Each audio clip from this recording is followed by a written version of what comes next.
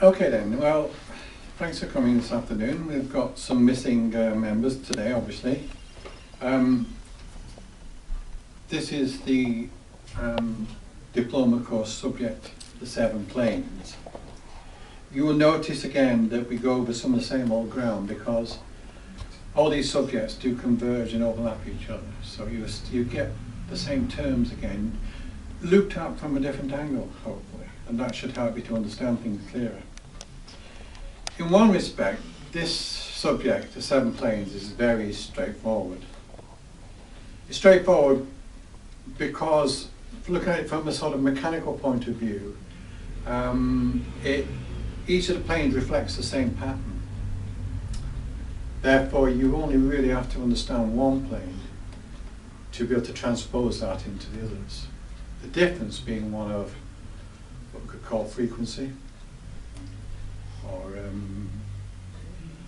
weight of substance. And they're all built on the same archetypal spiritual template. And this again is what we're always saying, isn't it? That everything starts on the spiritual plane. Everything has its roots in the spiritual plane. There's old diagrams from sometime in the past. We were talking before, weren't we, about some of these older philosophers you can study. And centuries ago, the esotericists came up with a diagram of the tree of life, which, similar to the Kabbalah, but this has its actual tree with its roots in the air and its branches in the ground. And that was to show that everything originates in the spiritual, not from the ground. Right. Okay, yeah. And this, of course, is where science is stuck. It's disadvantaged, I should say, really. I'm not knocking science because they're doing it. You know, they really are pushing the boundaries back on what we know of the physical world. They're catching up. They're catching up. But you see, the disadvantage is that they look at everything from the ground up. So they believe everything is evolved from bits of ground, as it were, from the atom, and is evolved to become what it is from that point. Now, Theosophy doesn't disagree with that, but it makes its starting point a long way before that in the spiritual realm. So by the time this process of creation reaches the physical plane, it's already done half its job in the unseen levels. Wow. And that's why the physical plane holds together so well, because it's actually backed up. It's like the tip of an iceberg, really. It's backed up with all this stuff that's gone on before, and it's all these archetypal patterns and templates which everything is built upon. And so the planes can be seen from this mechanical point of view, and from that point of view it's quite easy to study. However, if we care to look a little bit deeper than the mechanical view, and take a less objective view of it all, then we see some very interesting features. And these will lead us into some fascinating and esoteric areas of thought. And that's what we're going to do, hopefully today, some of those. So, to start with, let's put a few things straight. The planes of existence, of course, we're referring to is the physical, the etheric, the astral, the mental, the buddhic, the atmic, the monadic, the logoic, and so on. When we think of them, and when we see them in books and in diagrams, they're always laid out in a layer cake fashion, with the physical at the bottom and the spiritual at the top, and everyone layered in between. Because this is a convenience. It allows our linear thinking mind to compare one thing with another. But it can't be real. We mustn't accept that as the reality. If we did so, what we'd be saying is, this is the physical plane, including the sky, and then above that is the etheric plane, and above that is the astral plane, and out in space there somewhere is the mental plane, and then above that even subject. That's not true. Where do we think then all these inner planes are in location? They're intertwined, aren't they? They're operating within us. Yes. No. Again, I would say it would be frequency again. So where are they physically, as it were? in location? In location. They're not up there, they're not down No, there. I would say it's circular, like an aura, you know, like an aura around.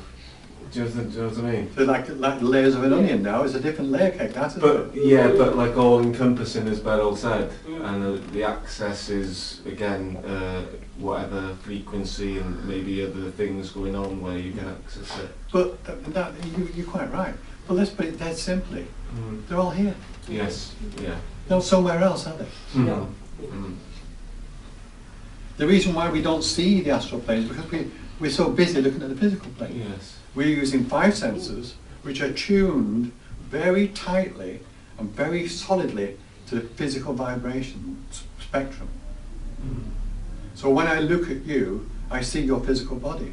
I don't see your astral body. I don't see your mental body or your spiritual self, unless I'm in a heightened state of awareness. Then I would, wouldn't I? Yes. Or if I was psychic, then I would. Yeah, I see them. Yeah, you see I them, see the Beryl. auras. Yeah. Spooky, Beryl, spooky. No, but this is a fact, because what Beryl and I would be doing in that situation would be tuning in to another wavelength.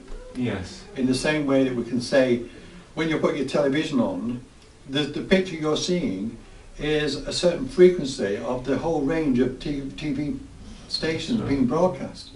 They're all coming into your TV set through your dish or your aerial. You're just tuning them in on the controller. Yeah. So you're tuning at a different level when you see, people's aura or on the psychic level itself. If you were seeing someone's spiritual self, you'd be tuning at a very high level. But they're all here. I mean, we could get really, very real about this and say that in this room now, the chances are there are other entities, Yes. Yes. but we're not seeing them. Yeah. They would walk through our physical body. And unless we're in a sensitive mood, we would not feel it. But sometimes we feel a shiver. Yes. Then we say, oh, someone just walked on my grave. No, someone just walked through you. Maybe. When I was a child, during the Second World War, towards the end of the Second World War, there was ghosts, let's call them, for convenience sake, walking down room to room through the terraced houses in our street, because people were being killed in France and places, in the battles. And the first thing they did in spirit was come straight back to their homes. Yes. And some of them were seen. Yes. And then there was mediums that were helping people to contact them. So they could give a message and say, I'm all right. I may be dead, but I'm all right. I'm in a beautiful place. And then the mothers and the sisters and brothers could feel, some kind of closure and feel that everything was all right. It wasn't such a dreadful thing. They would feel the loss, but they would know that their loved one was still all right. So this is the first thing we have to sort of come to grips with. The planes are not in a layer cake. They're not one above the other. They intermingle completely because they're all at different frequencies. They're in the same space. The space we call the Earth is the planes that we are concerned with as Earth beings. The astral plane surrounds the Earth that we are concerned with, but it also permeates the entire cosmos. Okay. There's an astral field all the way through the cosmos, just as a physical field through the cosmos. There's an etheric field right through the cosmos and a mental field right through the cosmos. We're concerned with our little area of activity, which is the aura of the Earth Mother. Right? Yeah. So you actually feel it is on such a grand scale as right through the cosmos? Oh, absolutely. Rather than a spiritual containment, yeah? Yeah. That's interesting. Yeah. An easy way to see it is like saying, if the cosmos was a pool of water, and the Earth was a cup, and it was in the pool of water, right? Yeah. So the atmosphere, the spiritual aura of the Earth herself is within the spiritual aura of the cosmos itself. Right. It's not separate to it. And here, as we said, I think last time, I'm not sure, when we talked about 7 bodies, our bodies are not separate to the body of the Earth. This is the physical Earth. It's not something else, is it? No. It's all come from the earth. When we're dead, it'll all go back to the earth. That's right. Right? Our etheric body is also made up of the etheric body of the earth. It's borrowed from that, it's moulded within it. Our astral body, our feelings, our emotions are also moulded within the astral body of the earth. But that body of the earth, the astral body of the earth, is moulded within the astral body of the solar system, of the galaxy, and of the cosmos. And so we come to another famous axiom, as above, so below. And that's what it means. It means if it's true here, it's true there. If it's true there, it's true here. And this is how we come to understand esotericism, not by learning all the details, but by seeing, realizing that kind of statement. Not just as a statement, but as a fact. It is as above, so below, and so as below, so above, as within, so without. That's the key to it. So, now H.P. Blavatsky, who you might know, formed this society in 1875, along with Hugh Judge and Colonel Alcott. She made some amazing statements, especially she wrote The Secret Doctrine, Axis Unveiled, and so on. But some of her statements stand alone and have been passed around for the last century as standing in their own light as being quite incredible statements. There's so many of them. Now I've chosen one here that pertains to what we're talking about today. And that is, she said, a plane is that which is objective to consciousness.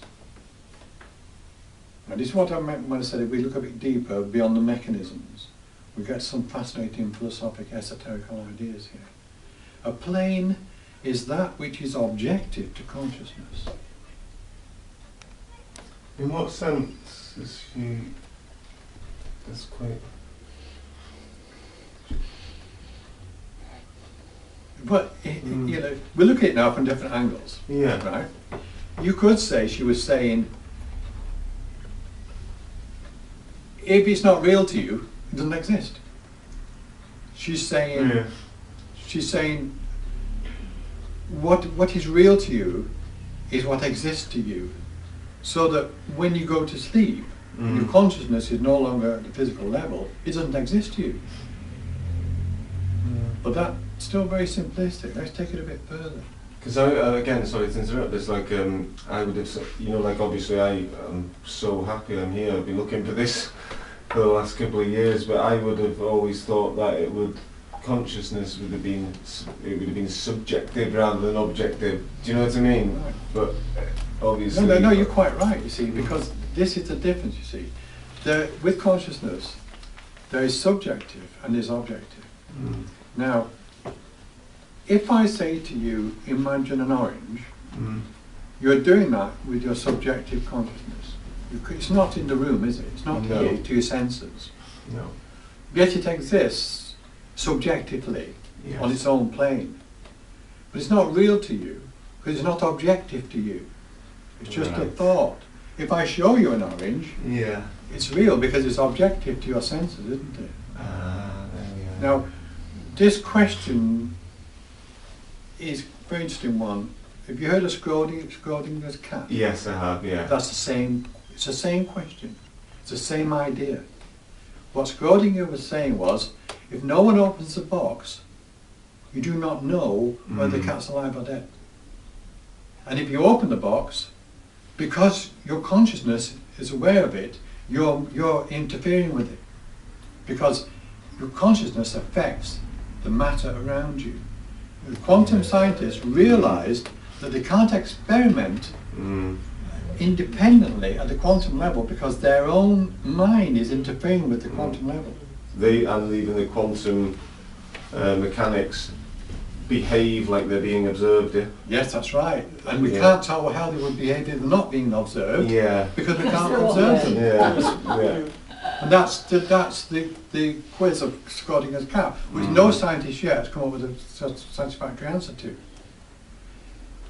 But, you know, this is fascinating stuff, really, because we can pose a similar question. If there was no one here to witness the Earth, would it still exist? Well, your logical mind says, of course it exists. We live on it. And when we're gone, when I die, it's because they're going to be here. But she says it's only a plane because it's objective to consciousness. The whole physical plane is the whole cosmos. Wow. So how do we get around that one then? If we were to remove all the human beings from the cosmos, would the cosmos still exist then? But it wouldn't be objective to anybody's consciousness, would it? But the question that this question gives rise to is, whose consciousness? Whose consciousness? Now, in another statement, somewhere else, she says, everything is conscious. Yeah. And she means every atom is conscious on its own level, in its own terms. It's not conscious like you and me, because our consciousness is so large now and filled with so much experience and diversity and thousands of lifetimes and evolution. But an atom is still conscious, but in its own little miniature terms. And if you think of the Earth, and you think of the Earth as being a conscious being, in terms of the cosmos, the Earth is like an atom, isn't it? Yeah. It's actually like a part of an atom circling around the nucleus, which is the sun. As above, so below. Therefore, everything is conscious. Everything is alive. And if it's alive, it's conscious. There's nothing dead in the universe. So if we were to be removed, the universe would still exist because it's full of living things. There would be a collective consciousness. Yes, there is a collective consciousness holding it together. Now she says in another place, the whole cosmos, this is a longer quote, so you'll have to forgive my stumbling through it, but the whole cosmos is created, controlled, guided and maintained by an endless series of hierarchies of beings, of divine beings, every one with its own purpose and its own intelligence. She's talking about the whole range of deific entities, of angelic beings. Would you say that again? I should have brought pen and paper really, but you'll get recorded. It's going on YouTube. Okay, great. You said they're maintained. The things that she says again. Sorry, the whole guided, cosmos is created, maintained, guided, and everything else by an endless series of hierarchies of sentient beings. Excuse me. I know, it's quite incredible, isn't it?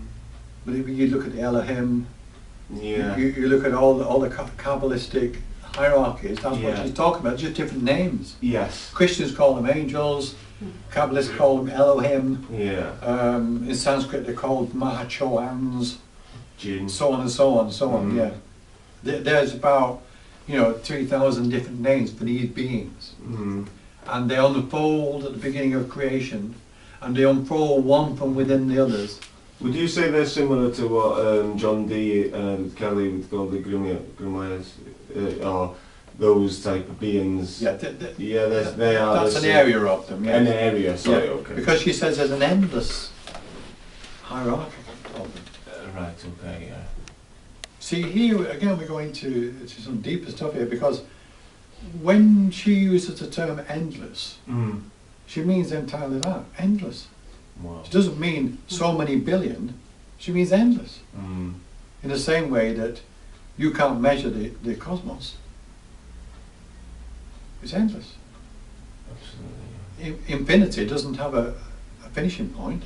No. It goes on. And it isn't even about human comprehension, it just is simply endless. That's right. Yeah. And in fact, our consciousness is potentially endless also, And we're in the process of developing that. But we've only got reached this limited point so far. Therefore, things like endless and infinity, we still can't quite encompass in our consciousness.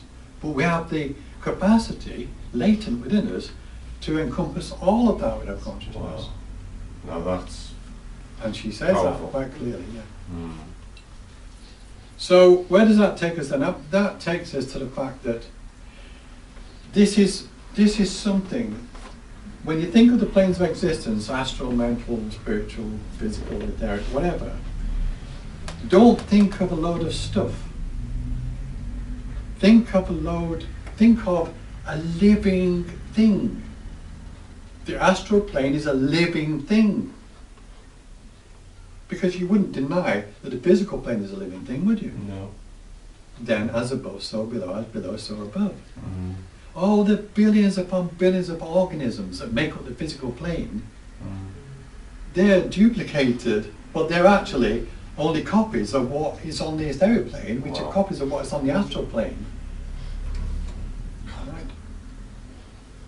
So the planes are not places, they're not piles of stuff like sand in different layers.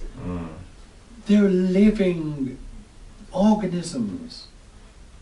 And the living material of those planes is medium for consciousness, because it is living consciousness. So that every layer of conscious entity evolving through this system can find a place in which to focus its consciousness within that broader consciousness.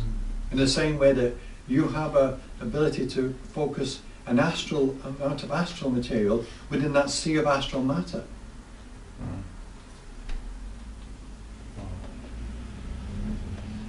So when you think of the 7 planes, don't think of them as stuff, think of them as a whole array of countless little lives, from the most tiniest life that you would hardly recognize as a life, billions and billions and billions of them, to angelic beings whose consciousness spreads right through the astral or oversees the mental plane. And we're talking now about the great archetypal angels, aren't we?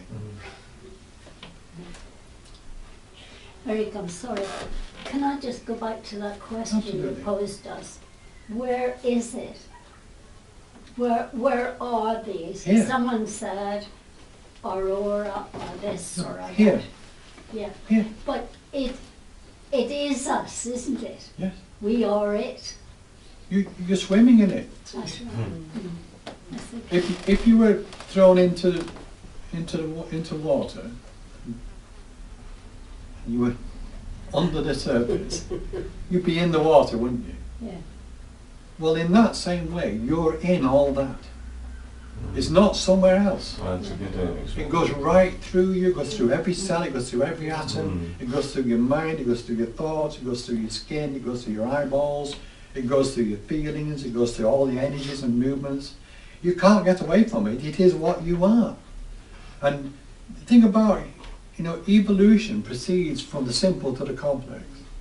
So we go back eons and eons and eons of cycles to when the spiritual spark that is in you, or the one that's in me, was actually the spark in an atom. Which at its core, I had my consciousness then, which was very, very, very rudimentary. What it was I was aware, in my own little way, I was able to be what I was. I didn't want to be anything else. I was happy in my atom state. But I didn't even know what happiness was. But this is the thing about nature, it just gets on with it, doesn't it?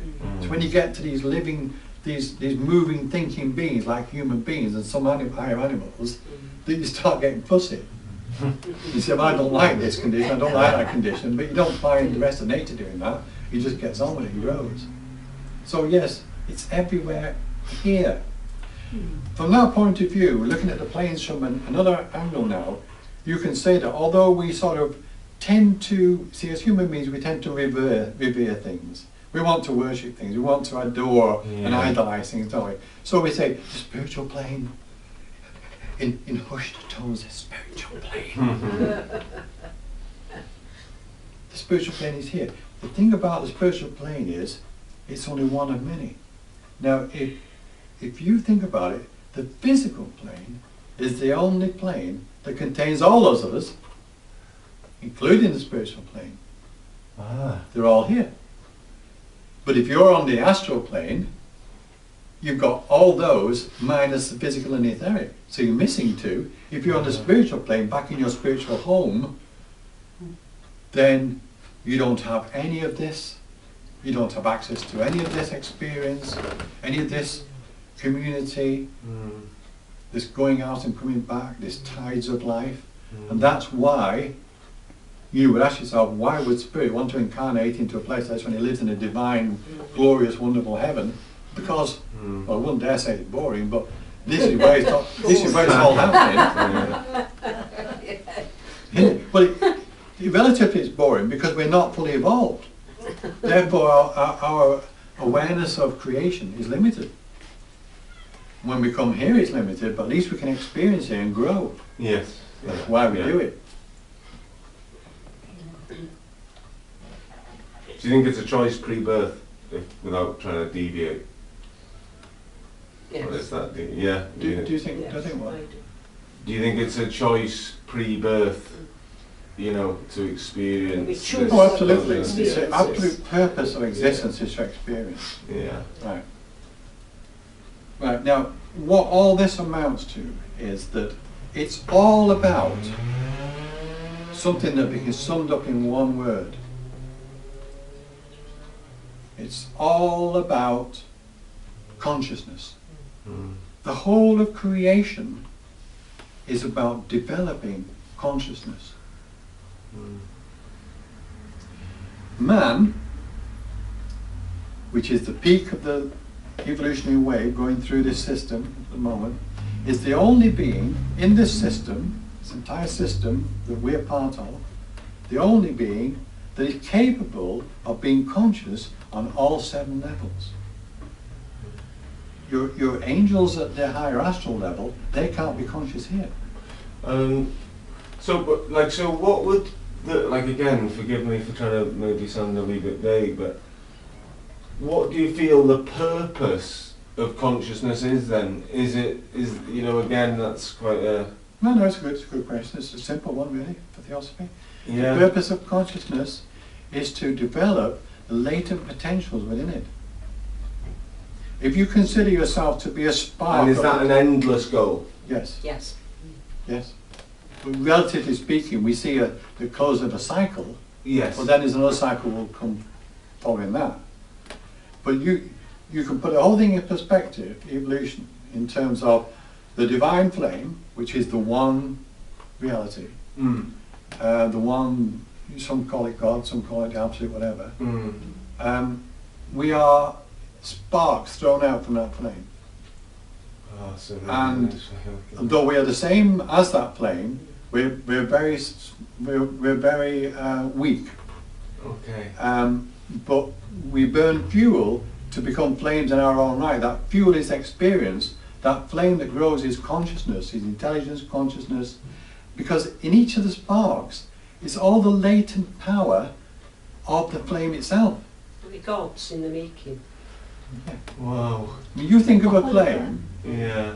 if you get a spark from a flame, say a bonfire, and it actually captures some material, it becomes a flame itself. And that flame is exactly the same as the flame that drew it out.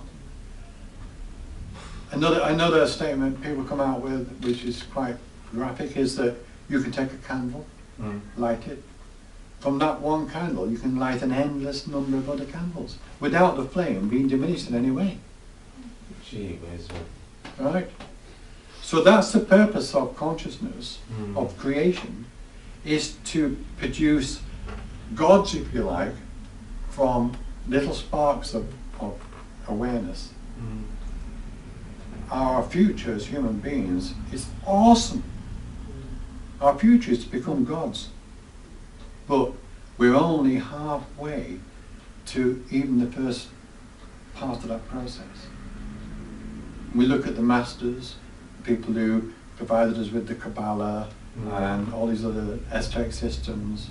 We look at these advanced humanity, and some who come from another place, avatars, and you're looking at yourself in the future, because they were where we are now not so very long ago. And they're moving on. And they're moving on, we're moving. It's all a ladder of life. Jeez, why did it take me so long to get here to these things?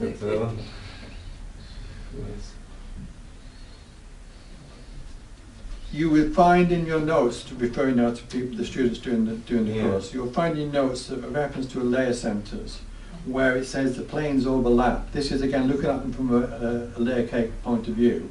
They're saying there are areas where there's sort of mix up of two. I haven't had the notes, you know, since the last lot.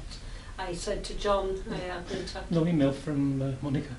Well, have you contacted Monica to tell her? No. Okay. There's something coming out.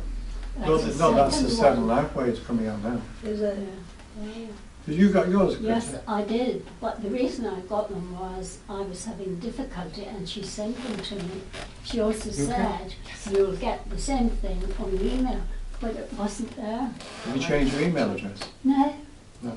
Okay, I mean, when you're sending out multiple addresses like that, very often some by the way, so you really contact me. I can't remember to do it for you.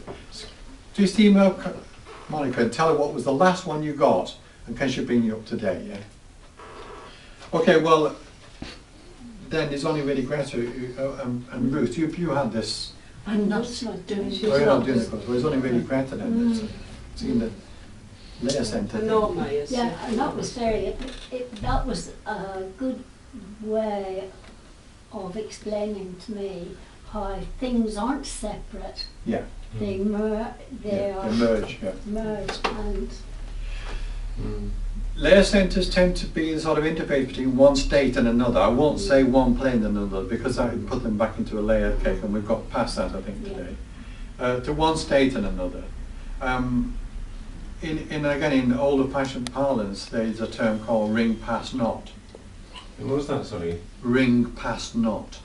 That means in every area of evolution or life there are boundaries which you can't cross until you change.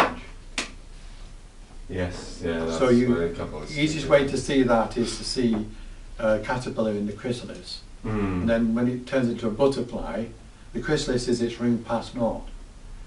In order for that caterpillar to get out of that chrysalis, it has to change into a butterfly. Yeah. In order for human beings to pass through the ring past naught of our present day existence, we have to pass through the boundary between lower mind and higher mind. Yeah. Our ring past naught, our main layer centre lies between the lower mind and higher mind. Well, Eric, the causal body, is that just... That's at that juncture, yeah. The what, sorry? Causal body. Causal body. Now the causal body is an enigmatic sort of thing. You know you've got an etheric body, an astral body, mental body, but what the hell is this causal body?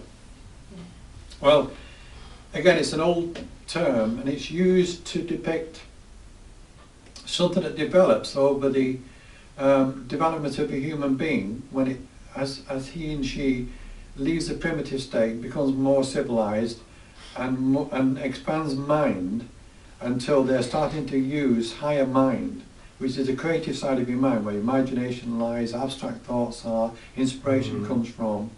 In tapping that area of mind, you are building a bridge between the part of your mind that's turned towards the senses and emotions and what you want and what you need and what you remember and all that, and the part of your mind that is actually part of the spiritual self, which is looking the other way. So because your mind is divided like that, there's this bridge needed between the two. By pushing into higher mind, you're actually forming that bridge, because it's a bit like whenever anything is done and repeated, it becomes easier to repeat. whether it's an action, a habit, or a pathway, say in undergrowth, whatever. So the pathway between lower and higher mind is the same difference. Each time you go there, you open yourself up into higher mind, you make that more easy the next time. And so that passageway, so-called, it's only metaphorical, is called the Rainbow Bridge, or the Antakarana. But in other terms, it's called the causal body, because you're forming an area between those between those two aspects of mind, which eventually, with enough practice and enough growth, your soul can actually becomes the seat of your soul. And I liken that. Just hang on a minute, can I finish the point?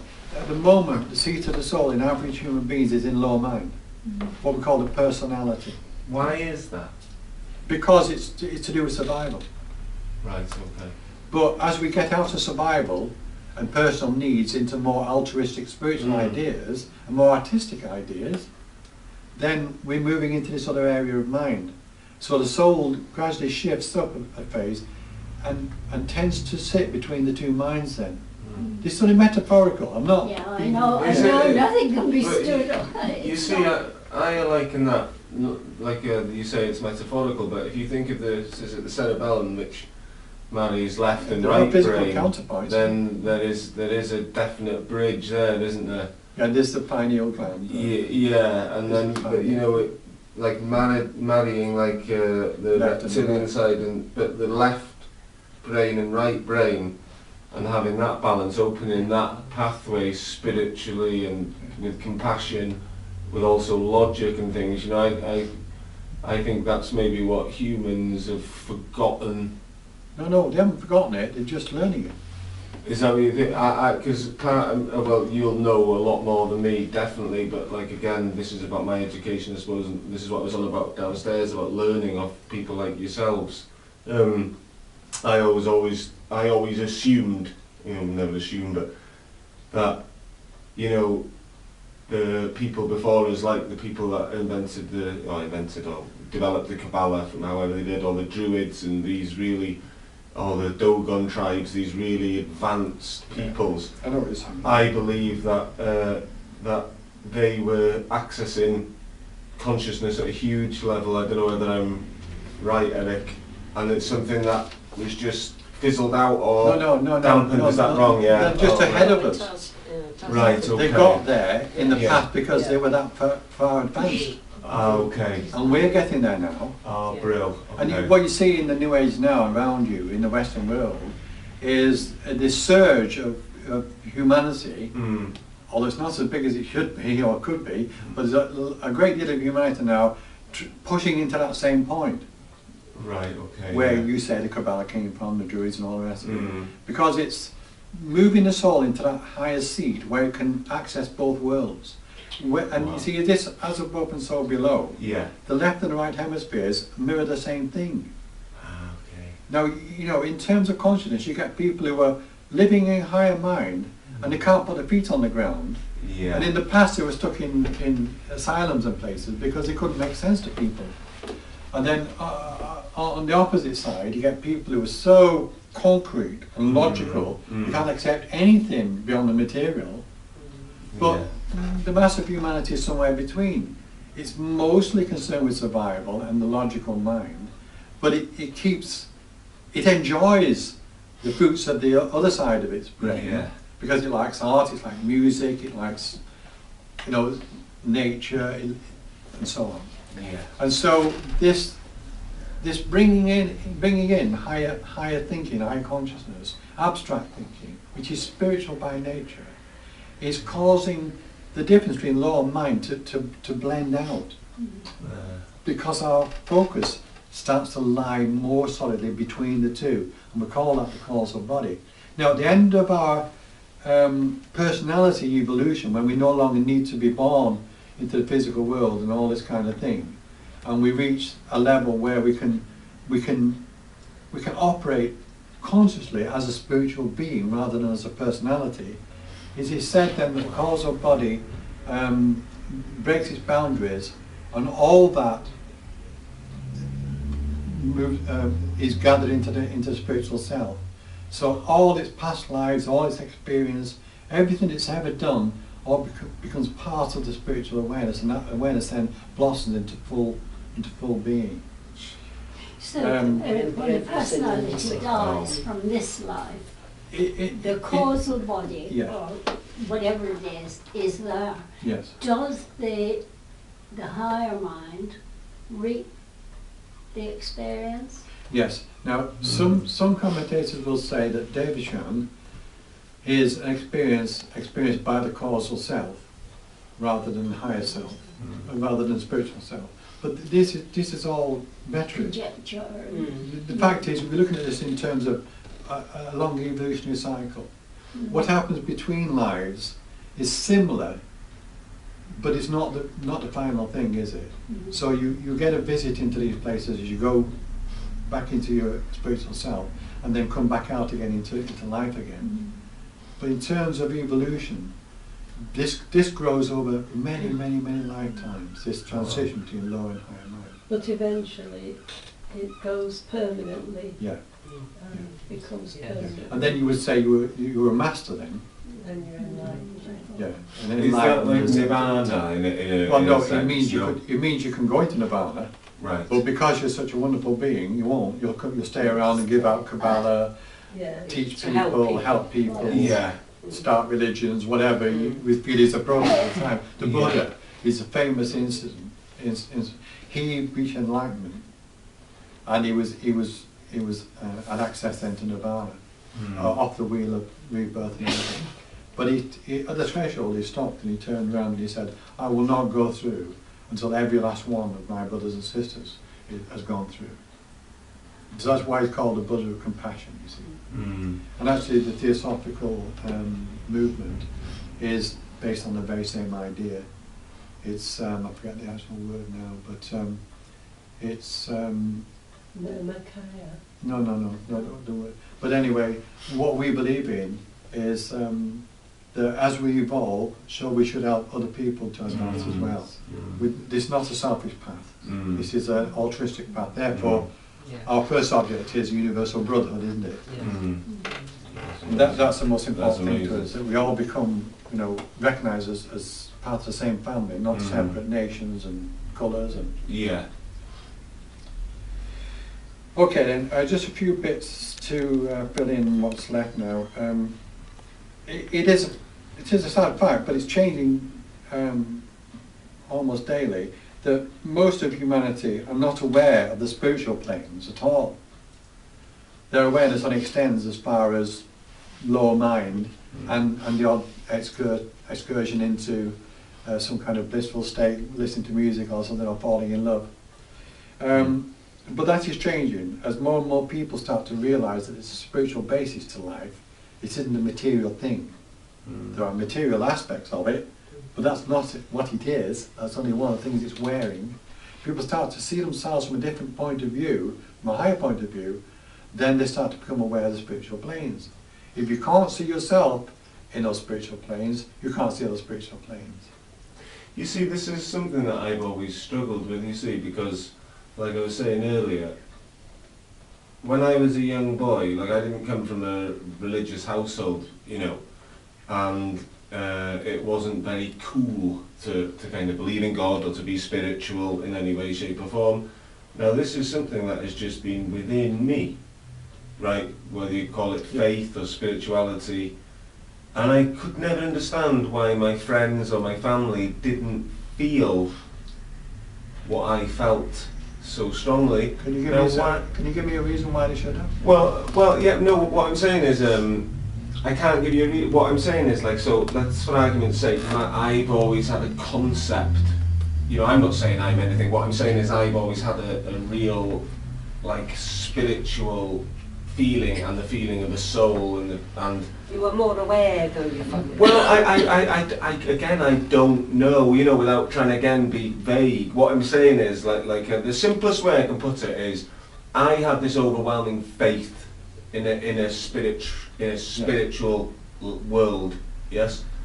Now, I am unsure why, because it is there, it is definite, yes, like we've been saying, what makes somebody, I think you are right actually, Beryl, what makes somebody aware, like I was aware, and is it a wee bit unfair that others weren't? Do you know what I mean? But we're each of us are in a different, progressing at different levels. Yeah. In one is that sense, right? Yeah. in one sense, you've got more responsibility if you're aware. Yes. You should have made a real good success of your life Yeah. because you've But got that's another the issue, though, driving isn't it? The impulse. question he's asking, though, is not that question. You're taking him off the question. The question is, why are you born with that spiritual awareness as a child and let the rest of your family are? Yeah. That's what you're wondering about, isn't it? Yes, that's it. That's exactly it. Yeah. And you feel it's almost not fair that they don't see all that. Yeah, I feel so. Yeah, definitely. But you see, the point is, this is only one of many lives. Right. Okay. So you may be belong to a family, but you're an individual spark of the divine. In order for you to be born with any kind of awareness, you must have developed it in a previous life. Okay. How do you think Mozart could write symphonies at the age of 5? Yeah. Because he'd been at it in previous Yeah. lives and in the life between. Oh, that's so interesting. So, That answers it. yeah, but that's not the only answer, though. Yeah, I know. Because with karma, you've heard of karma. Yes. It may, with some people, it may be relevant for them to be born, even though they've got this great spiritual feeling, to be born in a family that puts it down. Yeah. Because maybe they didn't appreciate it when they had it last time. Maybe they were in a family that was encouraging them to be spiritual, and they refused it. Yeah, because I associate it with there's a lot of fear, isn't there? Oh, there's yes. Like I found out with family and friends, or fear of ridicule, or fear of It's the herd instinct, you see. Yeah, It's the a herd herd mentality, instinct, yeah. If you're not part of the herd, you don't make the same murmurings as the rest of the herd, then you're weird, aren't you? Yes, yeah, absolutely, yeah. Yeah. But nowadays, you see, it's not so easy to be weird anymore. Because everybody's weird now.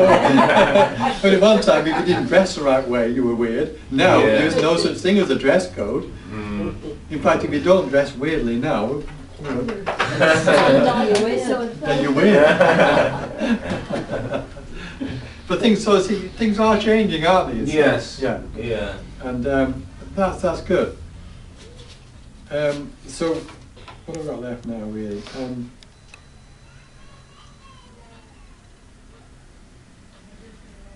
I think I've more or less covered everything in my notes here, which is a good thing. Yeah, I have. Just going back briefly on a couple of ideas, because I've got some further notes on them. The idea that the planes are made up of countless lives and they're not just inanimate things. There's a statement that ideas only become substance and develop because some forms of life can and do work with them. And this is what I was saying before. When you have an idea, or you want something, or you do something, it's only achieved because of all the countless lives that make up what we call life, and all these other planes actually respond to that. On your own, you can do nothing. This is an important point. On your own, as an individual spark, you can achieve nothing. Wow, yeah. Without the cooperation and the experience and the interaction with other sparks, at whatever level, and all levels, you can't change, you can't move on, you can't understand anything, you can't express anything. Yeah. So we have to be aware that our own development and our existence is co-dependent on everything else. And this is where the first object springs from. And that's a nice thought. It's not just a universal brotherhood of man, it's a universal brotherhood of all lives, isn't it? The sooner we realise we're part of a whole life thing, and not just little me's and little you's, the sooner we'll stop warring and famines and ignorance and all the rest of it, disease. All disease comes from all this as well, you see. It comes from the fact that people don't have a proper view of themselves and of life. They're at war within themselves. Yeah. Yeah. And the system, the political and governmental and national systems don't encourage people to be equal and to have fair opportunities, do they? No. So some people are living on subsistence, a lot of people are wealthy beyond their wildest dreams. Food prices are kept high by throwing food away. There's enough food in the world to make every single man, woman and child obese. And yet we've got starvation all over the world. Yeah. That's because the people who produce the world are so greedy, they don't want to give it away or make it accessible to everybody. Even the drug companies who make billions won't give vaccines to the third world. Someone has to pay for them. Out of date ones and everything. This is because we see ourselves as separate, and we see ourselves as wanting to climb up the pile and never mind everybody else. Spirituality is the other way around. It's about elevating everybody else with yourself. It's about waking up to the fact that we are all one life. Yeah. It's like what I do to note, you, yeah. I do to everybody. What I do to myself, I do to everybody. If I put you down, I put myself down. Yeah. Yeah. And that's thoughts like, are powerful as And, well. and thoughts are so powerful. Yeah. And bad thoughts Yeah. create wars. And that's Yeah. a point perhaps to finish on, really, the fact that because of the way the movement of life works, is that everything that's generated on the spiritual planes seeks to manifest itself further down the chain, eventually on the physical world. That includes you. So you and I, when we're thinking things, our thoughts are taken up by beings on the mental plane, made into thought forms. They're clothed by emotional beings in the astral plane. Energies attached to them at the etheric level. And eventually they become physical things. wow. That's the mechanism. And this is why thoughts are so powerful. Yeah. You can act on the physical plane, but it's so temporary. You know, if I was to try and change your mind, I might succeed, but that's only one mind. Yeah. If I put out a philosophy that is picked up by people and it spreads, that's far more powerful than walking around with a sword trying to make people comply or Absolutely. throwing bombs at them, isn't it? You win the hearts and minds of people, you win completely. Well, it's like I always feel with a £20 note, we've got Adam Smith, who obviously was a capitalist, and his method, wasn't it, do what's best for yourself, stuff everyone else. Yeah. And then you had Jordan Forbes Nash, who was, no, don't do what's best for yourself. Do what's best for yourself and others. Now, why isn't he on the £20 note instead of Adam Smith, you know? Because of what the £20 note represents, really, isn't Yes, it? It represents absolutely. them. Yeah. So, I think that more or less concludes what we were going to say on the planes, the 7 planes. Thank you very much. The next subject is the 7 life waves. No, sorry, the 7 kingdoms of nature. Yes. When is Well, that? that's the 25th of August. Yeah. 25th of August. We've got a break now till 25th of Seven August. kingdoms, I just feel like I say thank you so much. Like, this is the first time I've been and You're met welcome. everybody, and I just